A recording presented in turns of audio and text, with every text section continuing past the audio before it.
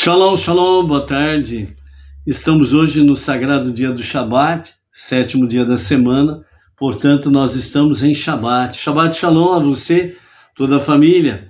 E nós estamos hoje no sétimo dia da nossa Aliyá, a nossa sétima leitura.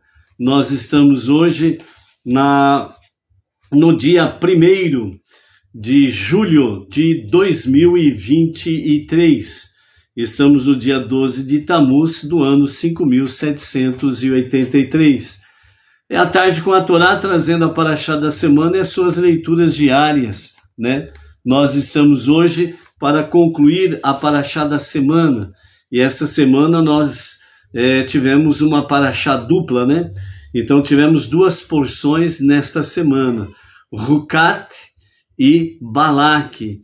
E hoje nós vamos chegar então à sétima leitura para encerrarmos a nossa porção dupla desta semana, ok? Nós estamos aí no capítulo 23, né, a partir do versículo 27, e nós vamos até o encerramento então da nossa Parashá da semana, Balak, que nós vamos até o capítulo 25, e no verso 9, nós estaremos encerrando a nossa Parashá da semana e teremos aí a continuidade amanhã com a Parashá que traz o nome de Pinhas, né? Devido ao seu ato heróico, né? E zeloso que ele faz no encerramento desta porção, né? Então, portanto, amados, nós estamos aí para concluirmos as leituras desta semana, né? E dentro desse aspecto aí, nós temos um momento precioso da nossa leitura, que vai nos falar sobre Mashiach, né? Então nós temos aí um momento de reflexão sobre Mashiach, exatamente na parábola de Bilã, né? Nas suas bênçãos, né? Queria tanto amaldiçoar o povo judeu, não conseguiu, né? Então nós vamos ver isso daí, ok? Como o assunto é vasto, vamos diretamente à nossa Parashá. Então, a terceira parábola de Bilã, no capítulo 23, a partir do versículo 27, nós temos aí, né? Balaque disse a Bilã: vem agora, eu levarei a um outro lugar. Talvez ele seja apropriado aos olhos de Deus, e você os condenará por mim ali. E Balaque levou então Bilã ao topo de Peor, de onde avistava o deserto, né? Bilã disse a Balaque: construa para mim novamente 7 altares, 7 touros, 7 carneiros, né? E Balaque fez o que Bilã lhe disse novamente, pela terceira vez.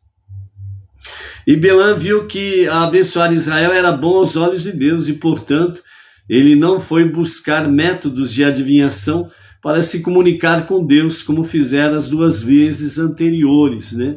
Pois Deus certamente lhe pediria ou lhe diria para abençoar a Israel. Ao invés disso, o que ele fez? Então, Bilã, ele procurou focalizar os pecados do povo judeu com o bezerro de ouro no deserto, né? Esperando que isso desacreditasse os judeus. Bilã levantou os seus olhos, esperando lançar um mal olhado sobre eles. Mas quando ele viu como Israel estava acampado, de acordo com suas tribos, ele mudou de ideia para agir como Deus desejava, e ele não os amaldiçoou. Ele iniciou sua parábola e disse: a palavra de Bilã, o filho de Beor, a palavra de um homem com um olho aberto, a palavra daquele que escuta os dizeres de Deus, que vê a visão de Deus ao se deitar, mas com olhos abertos. Suas tendas são tão boas, ó Jacob, suas moradas, ó Israel. Elas se espalham como córregos, como jardins ao longo do rio. Como especiarias plantadas por Deus nos cedros na água, água fluirá de suas fontes, e suas sementes terão bastante água. Seu rei prevalecerá sobre Agag, sua soberania será exaltada. Deus, que o tirou do Egito com a sua imensa força, consumirá as nações, os seus inimigos, quebrará os ossos deles e mergulhará suas flechas no sangue deles.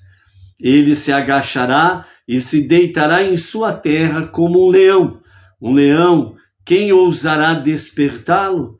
Aqueles que abençoarem vocês serão abençoados, e aqueles que amaldiçoarem vocês serão amaldiçoados. Balaque ficou furioso com Bilã e bateu as palmas de suas mãos. Balaque disse a Bilã: eu chamei você para amaldiçoar os meus inimigos, e você agora os abençoou pela terceira vez. Saia daqui para seu lugar imediatamente. Eu disse que lhe daria extraordinária honra, mas Deus simplesmente o privou desta honra.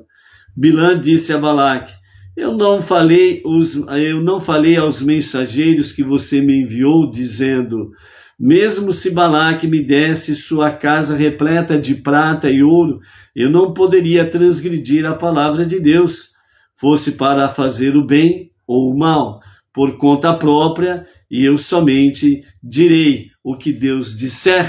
Não foi isso que eu enviei os teus mensageiros para responder a ti? Então, até nesse trecho aqui, nessa passagem aqui do versículo 13, vamos ver aqui as mensagens, né, que estão ocultas para o nosso entendimento, para a nossa compreensão das mensagens ocultas, né? Lembrando que, de fato, nós precisamos aprender a olhar as coisas de forma mais profunda, mais eficaz, né? Porque nem tudo aquilo que aparenta ser, na realidade, não é. E é onde que nós precisamos buscar, cavar, né? Buscar de forma mais profunda possível os aprendizados e os ensinamentos que Hashem tem para as nossas vidas. Então, nessa sequência aí, nós temos exatamente o quê? O fator principal aqui, nós temos em primeiro lugar, Bilã. Ele, quando vem pela terceira vez a um outro lugar, em Peor, para amaldiçoar o povo judeu, que Balaque ali o conduz, então ele manda de novo Balaque construir 7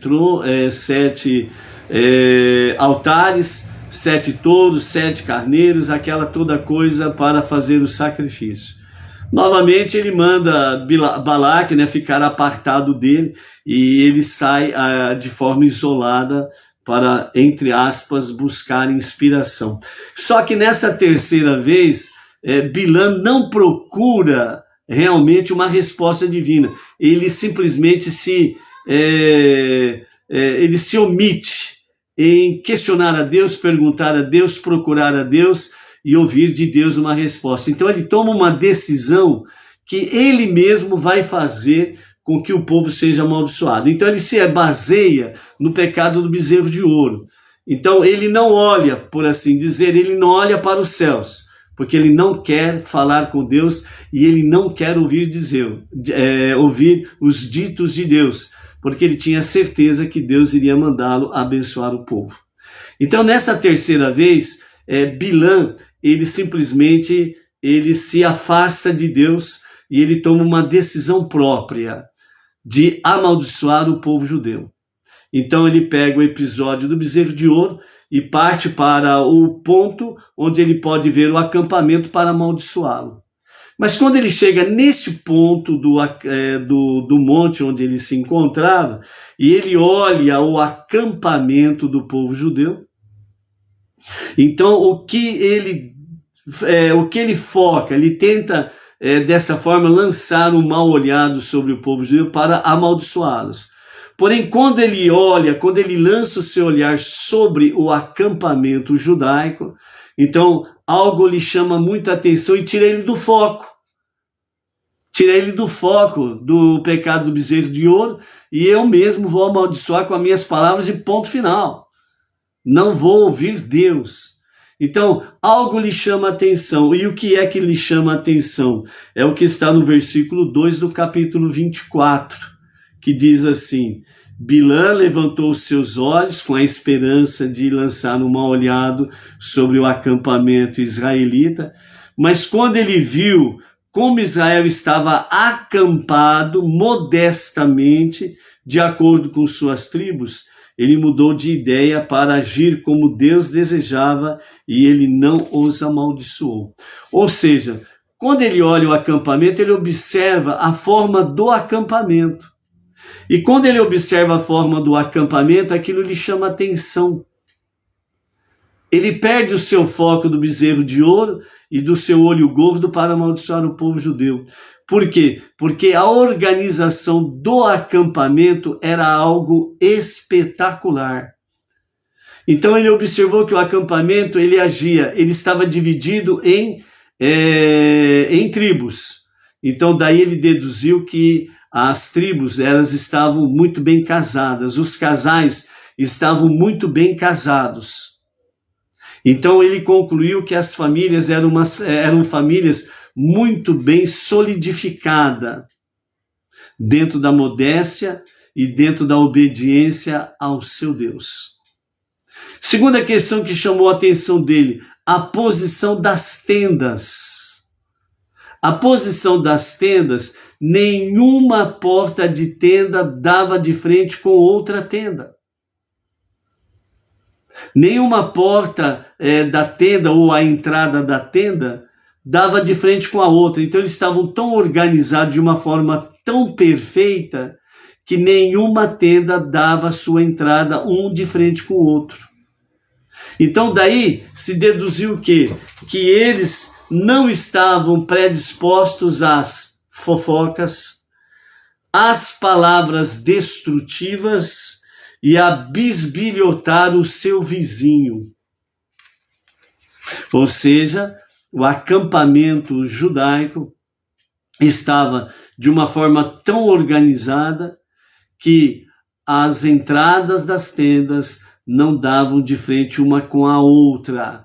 E isso mostrava a disposição de cada família, cada um edificando a sua própria família, cada um solidificando a sua própria família, cada um se preocupando de fazer com que a sua família permanecesse em obediência à vontade divina. E isso impossibilitou com que as famílias tivessem a oportunidade de bisbilhotar o seu vizinho, de ficar fofocando, de ficar com palavras destrutivas entre vizinhos. Ou seja, os vizinhos não ficavam trocando panelas das fofocas. Então isso chamou a atenção de Bilã. E ele viu que o acampamento ele tinha ordem, disciplina, tinha modéstia, tinha bons costumes, que realmente o acampamento ele estava envolto a fazer aquilo que era da vontade do seu Deus. E, portanto, o pecado do bezerro de ouro perdeu a sua eficácia. E Bilã realmente tomou uma decisão própria. Nesta terceira vez, Bilã, ele toma uma decisão própria de abençoar o povo judeu. Então, dessa terceira vez, não foi Deus que colocou palavras de bênçãos na boca dele, por assim dizer, nas suas revelações. Bilã, ele tomou a iniciativa, ele tomou a decisão de abençoar o povo. Por isso que ele fala que aqueles que te abençoarem serão abençoados e aqueles que amaldiçoarem serão amaldiçoados, repetindo as palavras do Eterno ditas a Abraão. Ele traz a memória a este respeito. Por isso que ele pôde, abençoar e cantar. Suas tendas são tão boas, ó Jacob, e as suas moradas, ó Israel. Então, desta forma, Bilã, ele toma uma decisão espontaneamente, de não amaldiçoar o povo judeu, mas ele toma uma decisão de abençoar o povo judeu. Então, por isso, Rashi diz, porque ele viu que as entradas não ficavam uma de frente com a outra, suas moradas assim se referem aos acampamentos, do povo judeu. Em outra explicação, Rashi também ele comenta, né? Suas tendas são boas, se referindo ao tabernáculo em Shiló, que é a referência a Mashiach, né? E ao templo eterno, que é o terceiro templo que será construído nos dias de Mashiach. Então aqui, suas tendas são boas, né? São tão boas, ó Yaakov. Então aqui, na visão de Rashi, Bilã já estava falando uma profecia com os dias de Mashiach, a redenção final. Então o templo eterno são tão bons quanto habitados, pois sacrifícios serão oferecidos nele para expiar por vocês. Suas moradas, mesmo quando elas estão desoladas, pois elas são mantidas com penhor para vocês, e sua destruição expia por suas almas. Como o versículo declara, Deus dissipou sua fúria, como está em Lamentações capítulo 4, verso 11, e como ele a dissipou, ele acendeu um fogo em Sion, como está em Lamentações, ou seja, sacrifícios e oferendas, né? E aqui Rashi fala, né, que a própria destruição, né, dos dois templos serve também como expiação pelo povo judeu, né? Expiação por causa dos seus pecados, ok? E aqui nós temos ainda, segundo o pensamento racídico, né, citando Bilã, que Rashi, né, que escreve sobre Bilã, que ficou inspirado pelas tendas judias, porque ele viu que as entradas não ficavam uma de frente com a outra, conforme o versículo 2 e 5 do capítulo 24. A arrumação das tendas alude exatamente aos estudiosos da Torá que se reúnem para discutir assuntos de Torá e não de fofoca, palavras destrutivas e etc. e tal, né? Então, se suas entradas, que significam suas bocas aqui no caso, ficam uma em frente à outra, a intenção de cada um é mostrar que suas próprias ideias são superiores umas das outras. Então, pobre deles e de suas almas, que é a observação que Bilã fez, que as tendas não ficam a porta aberta de frente uma com a outra, né? Elas não têm essa questão. Por quê? Porque a porta aberta de frente um com o outro significa exatamente essa questão, onde entra uma discussão arrogante e um querendo prevalecer sobre o outro. Então aí eles entram no campo das palavras destrutivas. Então Bilã vê que realmente a porta, né, como diz assim, né, a tenda, né, a porta aberta, a tenda, né, a porta da tenda, né. Então as pessoas não têm tempo para ficar com palavras destrutivas, né, querendo prevalecer um sobre o outro. Então estão reservados nos seus estudos de Torá e quando se reúnem, eles discutem no bom sentido, né, a edificação do estudo da Torá, o aprendizado e o temor aos céus. Mas se suas intenções forem por amor aos céus, então eles certamente merecem que a presença divina repouse sobre eles, né?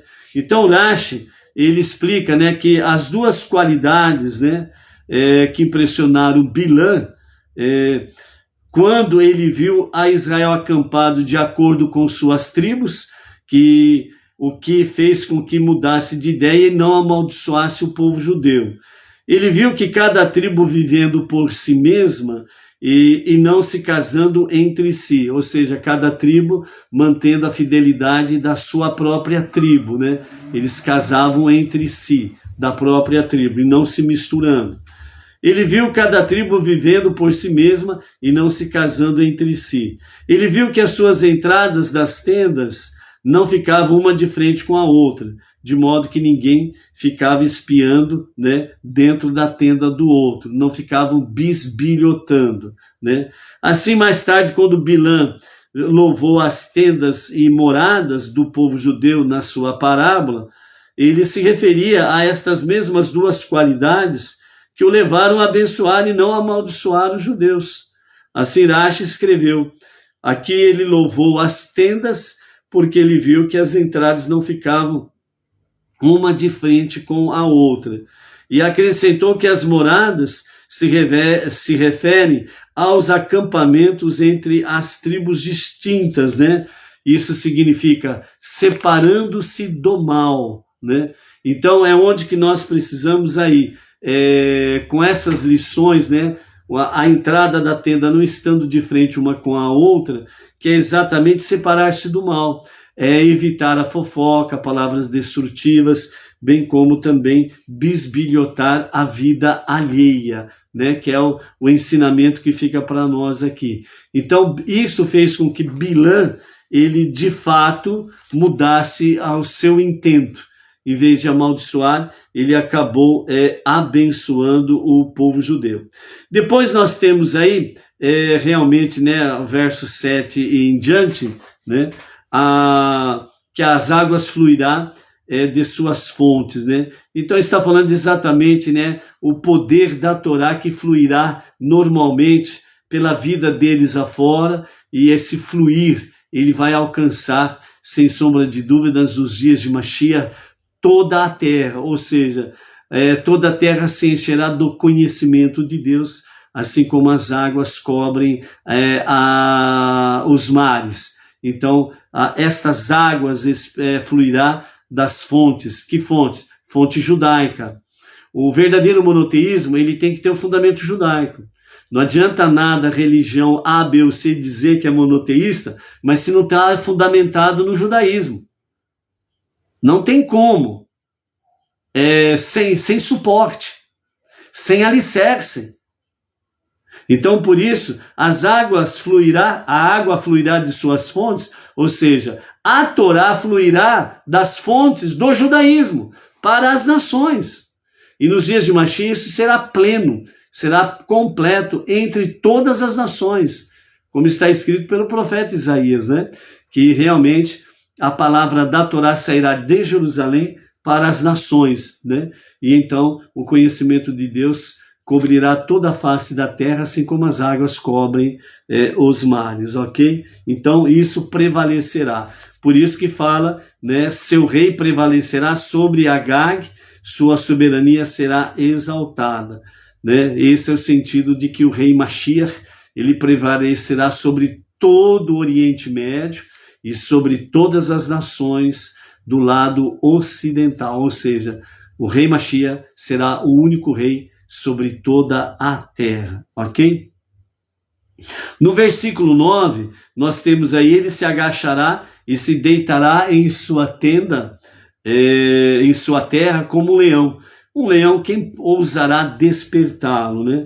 Então os nossos mestres do Hassidismo trazem para nós o conhecimento de o leão agachado é uma metáfora para a força do povo judeu que repousa dormente durante a época do exílio, a Galut, o exílio, como fala no Talmud Bereshit Rabbah 98:7. Mas um leão nunca se pode ser totalmente amansado, pois ele é um dos 5 tipos de animais predispostos a causar dano por sua própria natureza, mesmo se tiver sido domado. É só você tirar um exemplo aí dos leões de circos, né? Que são domados, né? Os circos que antigamente tinham animais, né? Falavam que eram animais, se tornaram animais domésticos, né? Que nem um gatinho, né? Que nem um cachorrinho, mas sempre acontecia, virava e mexia, sempre acontecia alguns incidentes, né?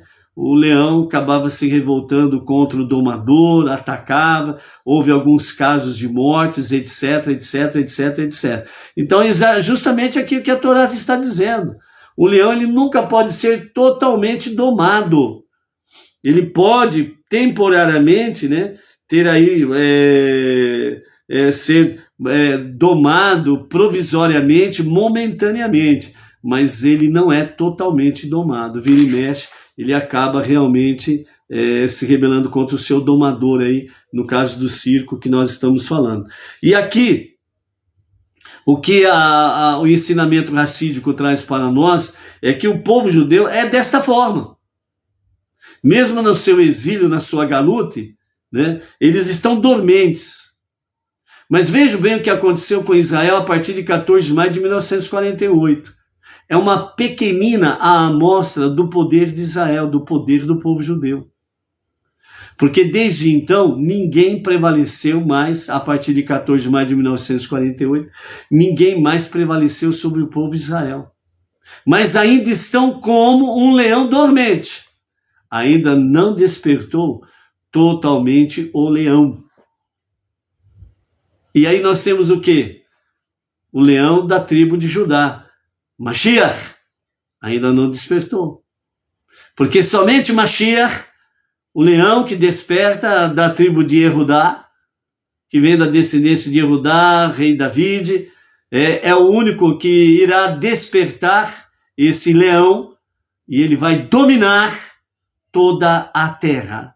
O rei Mashiach será rei absoluto em toda a terra. Ok? Olha só onde que nós estamos. Tá bom? Da mesma forma, embora a força do povo judeu possa parecer dormente durante o exílio, no entanto permanece forte como um leão agachado. Isso se expressa no poder de um judeu permanecer leal à Torá e os seus mandamentos, a despeito dos obstáculos, pois a alma não pode ser atingida pela galute, pelo exílio, garantindo ao judeu a força que se ergue acima dele. Ou seja, não tem como, mesmo o judeu não observante, ok? Mesmo o judeu não observante, ele sempre vai ter um confronto com a sua identidade. Ele sempre vai ter um confronto com a sua identidade, mesmo que a sua identidade esteja dormente, mesmo que o seu, entre aspas, leão esteja dormente, mas ele vai ter esse choque com o seu leão dormente. Por exemplo, um judeu não praticante que come, por exemplo, carne de porco, que para o judeu é expressamente proibido. E ele sabe disso, mesmo não sendo observante, ele sabe disso. Ele pode até dizer que ele gosta de comer carne de porco, não tem problema. Mas o leão dormente dentro dele sempre bate de frente com ele. Você está fazendo algo que a Torá não permite. Este é um exemplo, um pequeno exemplo que nós estamos dando, no sentido de que o leão dormente que está dentro do judeu, mesmo aquele não praticante, ele continua ali, dando seus urros. Está despertando a centelha divina, está despertando a centelha de Mashiach dentro do judeu. E ele não tem como escapar a esta realidade. Porque a promessa feita a Abraão, ela é eterna. Foi confirmada a Isaac e foi confirmada a Iacove. Ok? Continuando. Baruch atah Adonai Eloheinu melech haolam she'akoni abidi varo.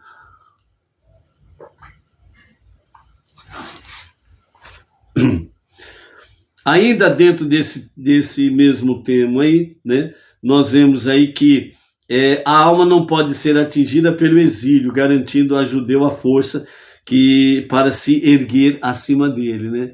Então aquela vontade secular dele, essa alma divina, ela vai florir, ela vai se elevar, e ela vai sempre ter aquele urro do leão, né?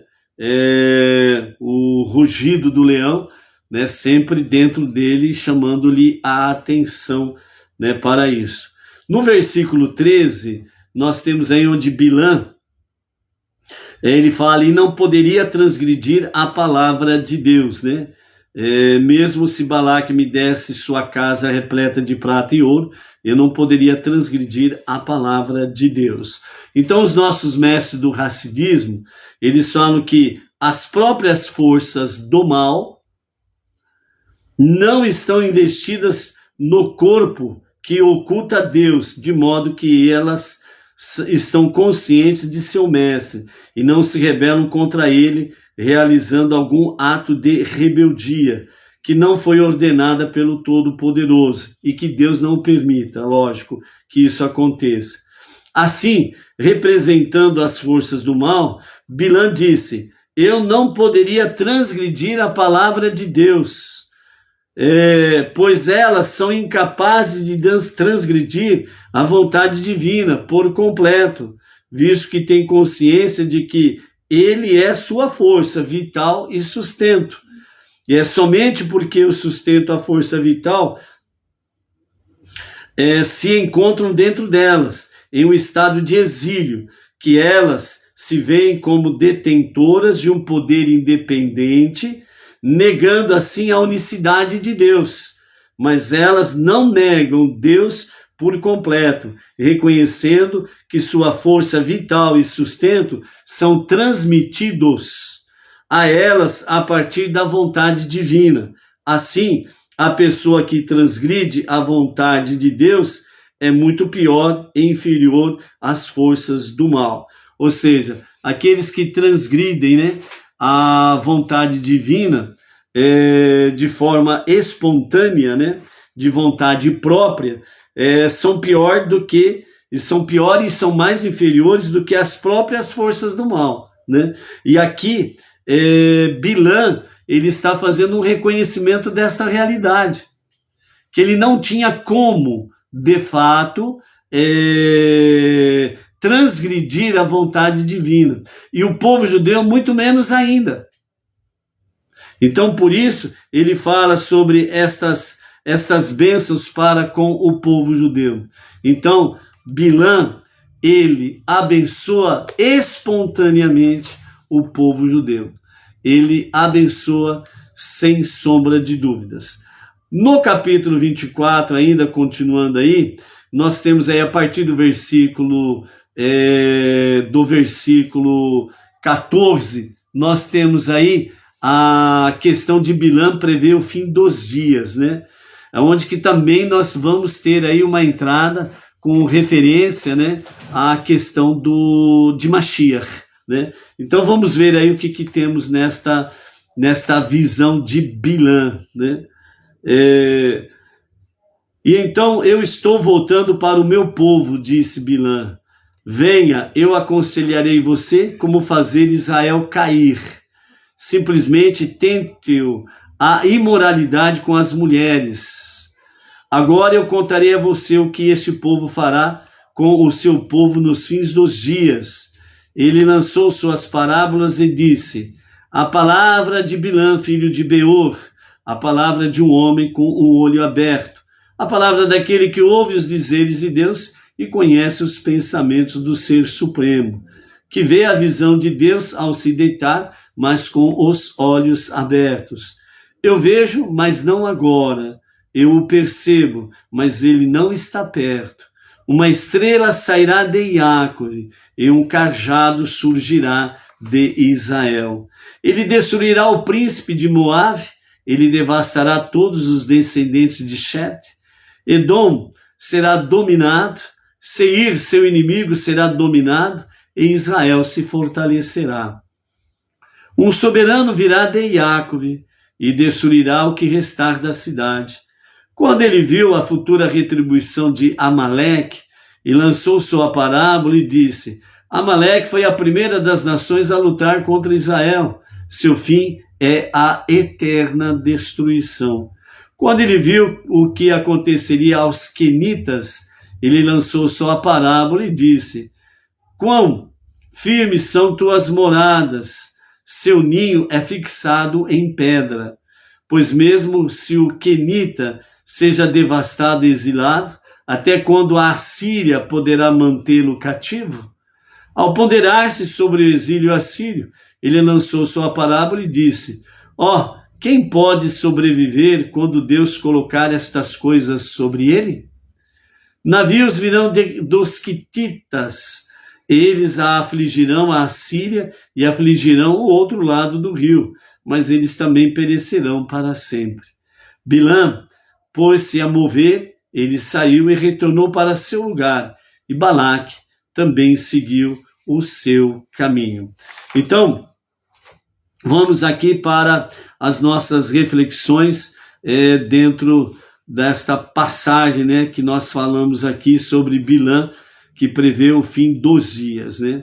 Primeiramente, Rashi, ele fala sobre o verso 14, onde Bilã diz, estou voltando para o meu povo agora. Ele poderia simplesmente dizer, eu estou voltando para casa. Então Rashi diz, de agora em diante eu sou como o restante do meu povo, pois Deus apartou-se dele. Então a partir desse momento Bilã estava dizendo o seguinte, estou voltando para o meu povo agora, ou seja, eu estou voltando para minhas práticas antigas de feitiçaria e vou viver com o meu povo como todo mundo é.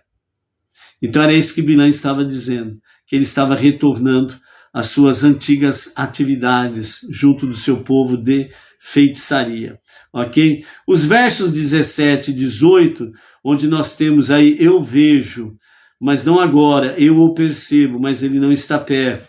Uma estrela será de Jacob e um cajado surgirá a Israel.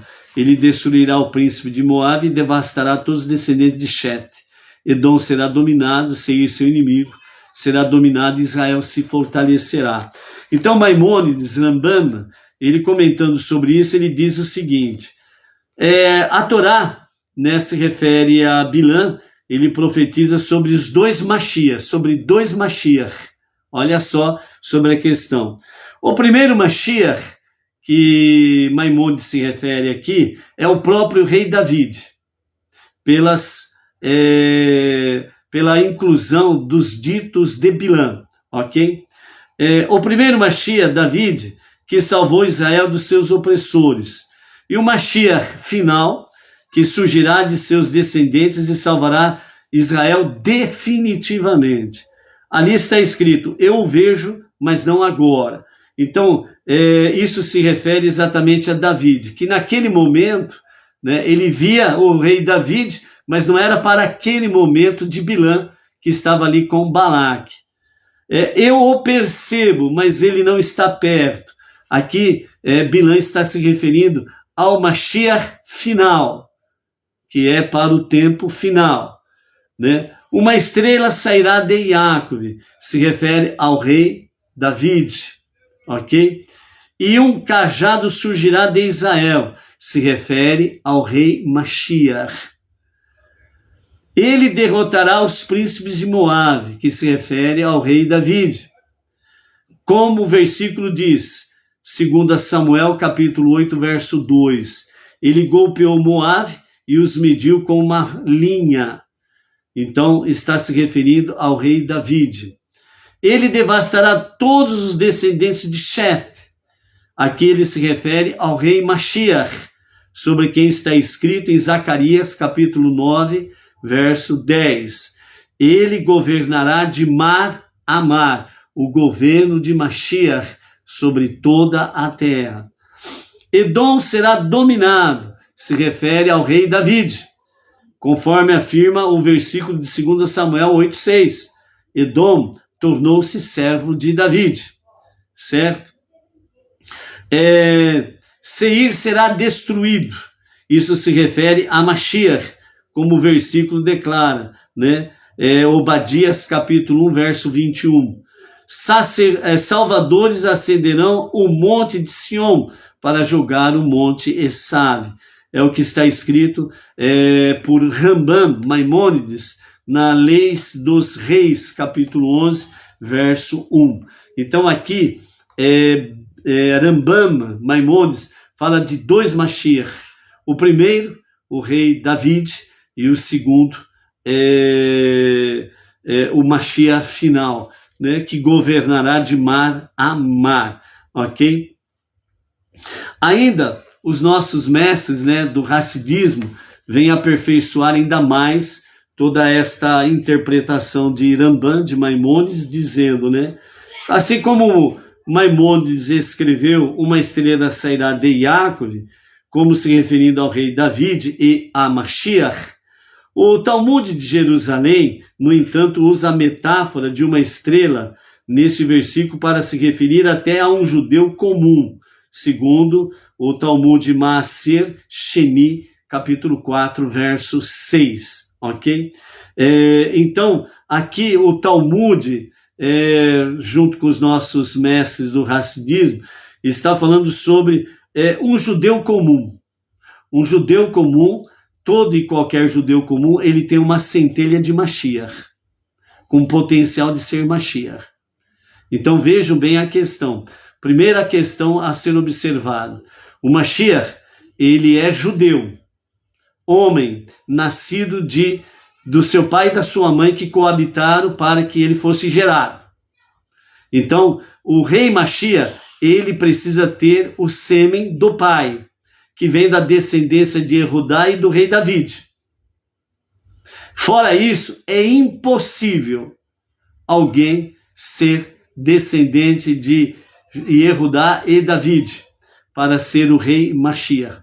Então essa questão de o rei Mashiach, que foi concebido por uma obra sobrenatural e a mamãe ficou grávida e ele nasceu, isso não tem como, porque isso não existe, nunca existiu na realidade da história humana.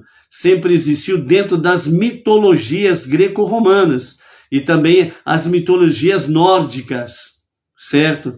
Mas não na vida real humana. É impossível isso. Nenhuma mulher pode ficar grávida se não receber em si o sêmen do homem. Bem claro. Então, isso está dizendo isso daqui. E o rei e todo judeu, ele tem esse potencial de ter uma centelha de Mashiach, principalmente que vem da descendência de Yehudá e do rei David, ok? Para poder ser reconhecido como o rei Mashiach na redenção final. À primeira vista, parece contraditório, pois Mashiach representa a mais elevada perfeição possível em um ser humano, enquanto o judeu comum inclui todas as pessoas judias, mesmo as pessoas mais simples.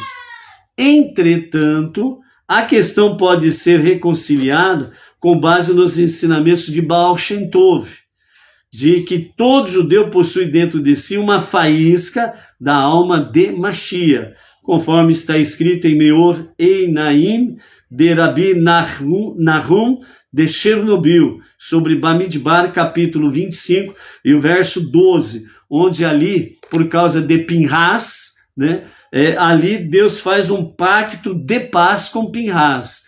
Então, dentro dessa visão aqui, os nossos mestres falam exatamente sobre um pacto de paz, que Mashiach, o verdadeiro e justo Mashiach, ele o fará no princípio da redenção final, ok? Então, o versículo se refere tanto ao próprio Mashiach, quanto ao Mashiach que existe dentro de cada judeu. Ou seja, esta centelha ou faísca da alma de Mashiach, ela só pode existir no judeu. No não judeu, esquece. Esquece. Por causa do Mashiach da redenção final. Entendeu? Então, essa faísca para a revelação do justo Mashiach, ela só pode estar em judeu. Então, judeu, aliás, é só no judeu que vai vir principalmente da descendência de Yehudá e de David, para se revelar como o Mashiach final, ok? Então, esse negócio de Messias romano, grego, islâmico, brasileiro, seja o raios que for, não tem absolutamente nenhum fundamento, certo? O Mashiach é um judeu, nascido do seu pai e da sua mãe. Então, dentro desse aspecto aqui, a presença desta faísca de Mashiach tem uma dupla implicação. Primeiro, o versículo afirma que a estrela sairá de Yaakov, sugerindo que a faísca pessoal de Mashiach, de cada um, será revelada e lançada no mundo. Então, esse primeiro aspecto é inevitável. Segundo, cada judeu é capaz de acelerar e trazer a manifestação real de Mashiach através da revelação de sua própria faísca e acrescentando em Torá e mandamentos. Ou seja, o segundo aspecto aqui que nós temos sobre a questão de Mashiach, ela nos fala exatamente sobre que cada judeu pode acelerar e trazer a manifestação real de Mashiach através da revelação de sua própria faísca, acrescentando Torá e Mitzvot. Ou seja, principalmente através, né, o judeu, dentro do seu judaísmo, né, trazendo, sem sombra de dúvidas, a questão sobre estudos de Torá e cumprimento de mandamentos, o judeu ele pode, de fato, acelerar, né, a revelação de Mashiach. Obviamente, dentro da configuração atual, né, com os Benei Noach, que abraçaram o monoteísmo com fundamento judaico e orientação rabínica, à medida que os Benei Noach vão andando ombro a ombro com o judeu, o seu irmão mais velho, filho primogênito de Deus, em estudo da Torá, cumprimento dos mandamentos com orientação rabínica, mais as 7 leis de Noach e as suas ramificações, nós podemos andar juntos em harmonia e em unidade para acelerar a revelação do justo Mashiach. Certo? Dentro do livro, né, Os Dias de Mashiach, que nós temos aí da autoria de Menachem Brod, né, ele nos fala um momento de inspiração sobre a questão do Ikveta de Meshicha, que significa os passos de Mashiach, ok? Então ele fala de vários níveis de Teshuvah que são necessários para a revelação do justo e verdadeiro Mashiach, né? Então, o capítulo 30 de Deuteronômio nos fala sobre vários níveis de Teshuvah antes da vinda de Mashiach. Inicialmente nós temos, haverá arrependimento geral, que nos fala que retornarás a Hashem teu Deus, a princípio o povo judeu. Então, sempre primeiro parte do povo judeu. Na sequência, os não-judeus que abraçam a fé monoteísta com fundamento judaico e orientação rabínica, os Benei Noach, no monoteísmo com fundamento judaico, automaticamente vão andar de ombro a ombro com os judeus, o irmão mais velho. Então isso vai ajudando a acelerar o processo da Teshuvah, tanto do próprio judeu como dos Benei Noach. Porque haverá realmente, retornarás a Hashem teu Deus de forma geral, um arrependimento geral, Teshuvah geral. Em consequência do que Hashem teu Deus levará de volta os teus remanescentes e o recolherá dentre todas as nações, falando dos judeus que retornarão plenamente, completamente para a terra prometida. Somente antes da Geulah, da redenção final, em si haverá completa Teshuvah. Vocês se arrependerão, obedecerão à voz de Hashem e cumprirão todos os seus mandamentos. Devarim 30, verso 8. Como declara Kli Yakar, um grande comentarista, uma vez que você tenha determinado totalmente em seu coração retornar a Hashem, embora ainda não o tenha feito, a Geulah, a redenção, chegará quando Hashem vir em você sinais de pureza, indicando que seu coração está inclinado para ele. Ou seja, aqui, segundo os comentários de Kli Yakar, mesmo que o povo judeu não esteja totalmente obedecendo literalmente os mandamentos da Torá, mas os seus corações estão inclinados a isto, então a Geulah já começou. A redenção já começou. E a qualquer momento e a qualquer momento mesmo, Mashiach se revelará. E dará início, literalmente, à redenção final. Então vejam bem que a Teshuvah não significa que o povo judeu estará literalmente na Teshuvah na prática. Mas só de haver nos corações deles esta grande inclinação da sua Teshuvah, o seu retorno a Deus para um verdadeiro e genuíno arrependimento, para estudar Torá e observar os mandamentos, já é decretada a Geulah. E isso você e eu, e nem o próprio judeu sabe, se já está ou não, mas Deus o sabe. e é Deus que decreta o início da Geulah, da redenção final. Então a revelação de Mashiach é para qualquer momento, e a qualquer momento mesmo, amém, vem amém. Por quê? Porque você pode observar que nos 20 últimos anos, nunca se ouviu falar tanto de judaísmo como está se falando. Nunca vimos tantos judeus estando realmente se preocupado com a Torá, com os mandamentos. Nunca vimos, né, as notícias como estamos vendo, que todas as coisas já estão preparadas para as vestimentas dos Kohanim e do Kohen Gadol, que já iniciou que já iniciaram a questão da vaca vermelha, a criação da vaca vermelha, para que realmente nos dias de Mashiach a 10ª vaca vermelha seja separada para o sacrifício, que estará com a participação de Mashiach. Então as coisas estão acontecendo aos nossos olhos. E nós precisamos ter a sensibilidade espiritual para podermos, de fato, estarmos atentos aos sinais, para que mais e mais possamos nos prepararmos para esse momento majestoso. Ok? Então, continuando aí. Então, o Kliakar, ele fala sobre exatamente isto, né? Embora você não possa cumprir todas as suas mitzvot imediatamente, Hashem, teu Deus, trará de volta os seus remanescentes.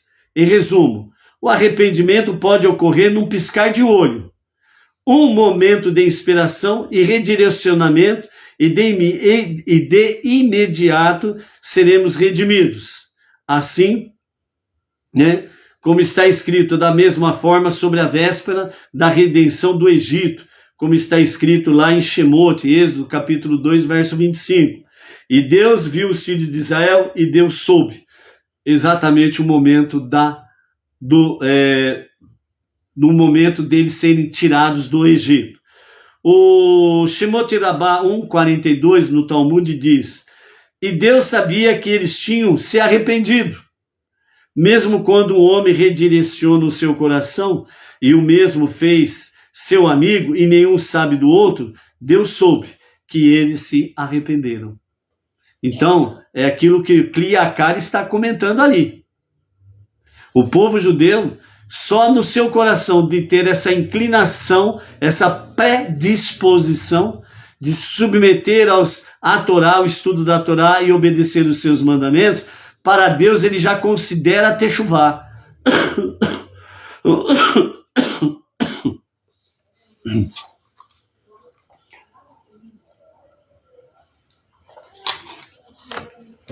Então, para Deus, o arrependimento, a techuvá, já começou a acontecer. Então, é uma questão de momento para o exílio do Egito acontecer como de fato aconteceu rapidamente.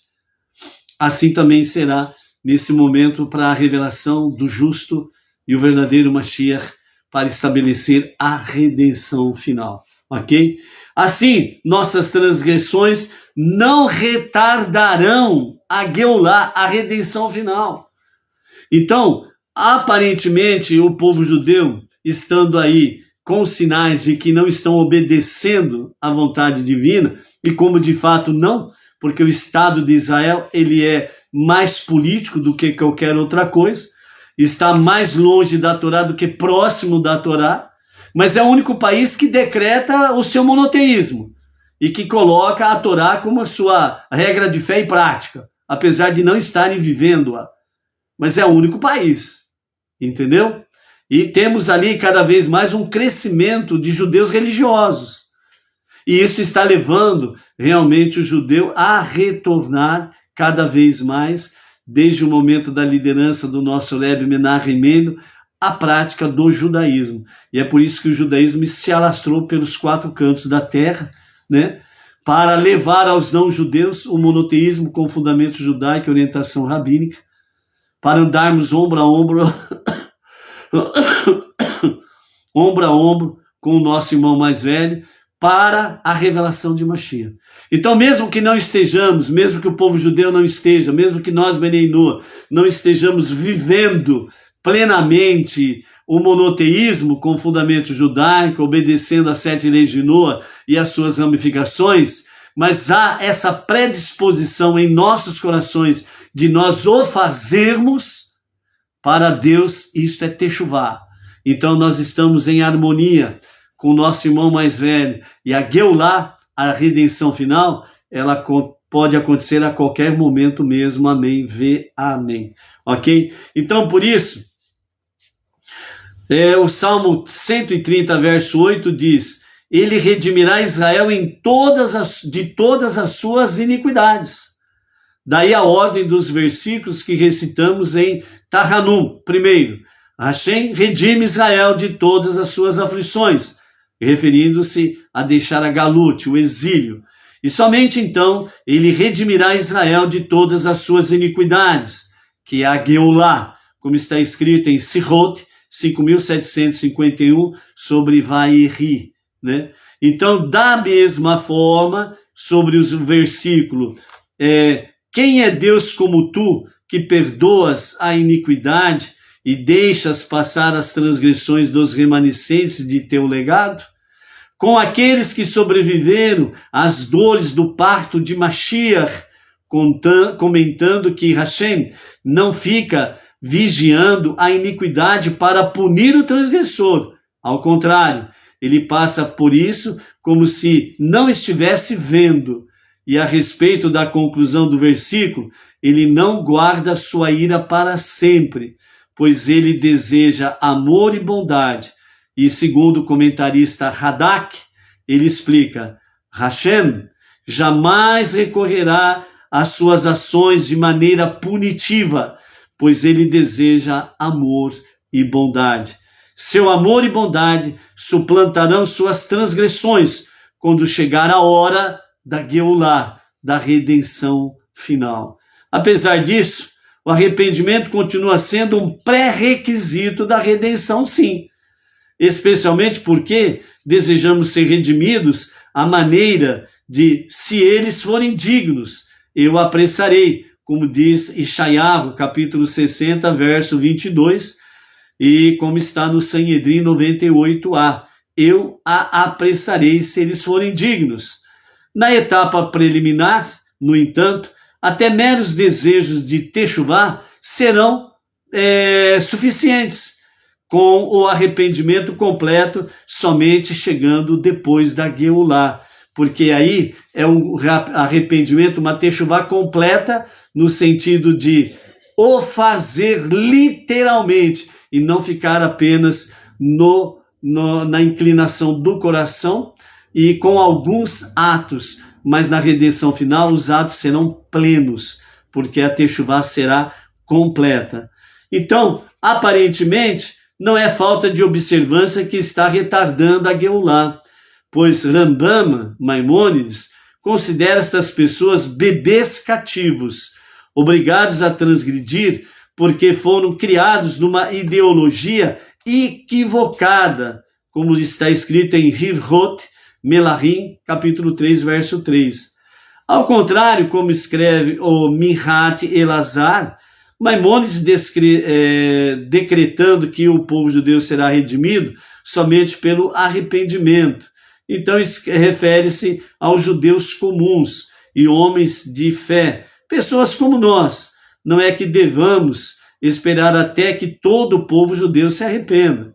Depois da redenção, quando o Eterno revelar sua glória a toda a humanidade, não somente ao povo judeu. Todo judeu se arrependerá como nunca antes, né? E até as notícias da Geulá vão inspirar techuvá, né? Como é citado pelos vários comentaristas. Até se aqueles pecadores que nunca sonharam em se arrepender forem informados de que Mashiach está chegando, eles acreditarão definitivamente e se arrependerão por completo. E até a respeito de aqueles apicorzim que não se arrependerão por causa das notícias, Quando um grande chofar for tocado, então aqueles perdidos e desencaminhados, como está escrito em Isaías 27:13, também retornarão. Porquanto, vamos anunciar as notícias da Gueulá, dessa maneira, inspirando a Techuvá, que vai trazer a Gueulá, a redenção final. Tudo isso está escrito no livro Os Dias de Mashiach, ok? Então, amados, para não avançarmos no tempo, mas para ficarmos dentro dessa questão sobre os últimos dias,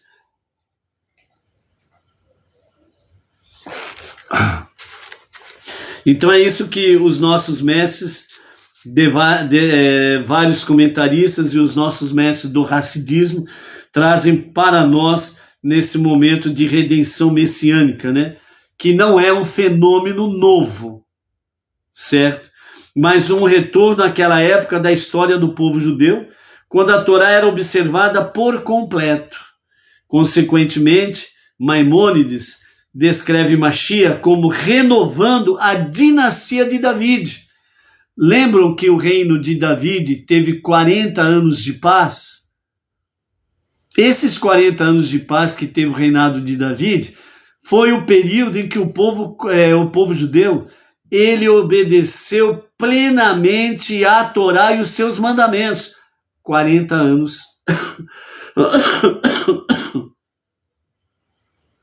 40 anos de paz no reinado do rei David. Por isso o rei David, ele é chamado o primeiro Mashiach, né? Pois Mashiach terá que repetir o trabalho do rei David, que levou uma época de total observância da Torá. Assim, o rei David foi de fato o primeiro Mashiach, visto que o Mashiach final tem que meramente repetir o precedente estabelecido pelo rei David. Então é isso que nos fala sobre as questões sobre Mashiach para os nossos dias aqui, ok? Então, amados, né? Amanhã vamos trazer um pouquinho mais sobre essa questão, para que a gente possa finalizar isso, né? Para que não fique longo a live, né? E o vídeo, mas amanhã a gente vai completar essa questão aqui de Mashiach para entrarmos na Parashá de Pinhas. Mas que até esse momento fique de fato aí essa palavra sobre Mashiach, né? Sobre essa graça bendita para a redenção final. A Techuvá, ela é de fato o ponto principal para tudo isso acontecer. Mesmo que a Techuvá, o retorno a Deus para um verdadeiro e genuíno arrependimento, esteja nos corações das pessoas com grande inclinação para o fazer, ok? E só para finalizar, o nosso Rebbe Menachem Mendel, ele fala para nós a seguinte questão, né? Sonhar os sonhos de Deus. Um governante vai surgir de Yaakov, né? Então podemos perguntar, uma vez que sabemos que o que Deus requer de nós aqui e agora, para que necessitamos saber qual é o nosso propósito derradeiro e a nossa recompensa futura final? Por que não confiar que Deus há de nos dar a devida recompensa quando chegar o momento certo e pronto, em vez de ficar nos preocupando agora sobre como será e o que nos espera o futuro? A resposta a isso que o nosso Rebbe Menachem Mendel traz, ela é bem clara, simples e objetiva. O objetivo final do nosso trabalho produz uma diferença substancial na sua qualidade, como também no esforço que investimos nele. Deus deseja que lhe sirvamos imbuídos de inspiração, quer que a nossa visão seja a mesma visão dele, quer que os nossos objetivos sejam os mesmos objetivos dele. Evidentemente, os nossos objetivos, sendo os objetivos dele, nós temos harmonia com Deus e comunhão com Deus, andamos juntos. Evidentemente que a nossa relação com Deus deve se basear na absoluta e incondicional devoção de que toda criatura deve ao seu Criador, mas isso é só a base, é apenas o começo. Em um sentido mais idealista, Deus quer que sonhemos com o que Ele sonha, e é por isso que Ele compartilha conosco o seu sonho do futuro messiânico. Por conseguinte, é vital estudar as profecias e as afirmações dos nossos sábios sobre Mashiach e a iminente redenção. Esses estudos nos permitirão obter uma clara imagem mental de como deve ser o mundo efetivamente e de como podemos transformar esse sonho de Deus em realidade. Portanto, o convite que Deus faz, o convite que o nosso Rebbe traz para nós é: venha para o sonho de Deus, trazendo os dias de Mashiach para agora e agora mesmo, a qualquer momento. Amém. Amém. A você, toda a família e todas as comunidades Beninua, uma ótima Havidalá, que acontecerá às 18h08, o momento da separação do 7º dia para os 6 dias comuns. Sonhe o sonho de Deus. E qual é o sonho de Deus? Você precisa saber a resposta na ponta da língua. Você precisa saber a resposta na sua mente, na sua alma divina.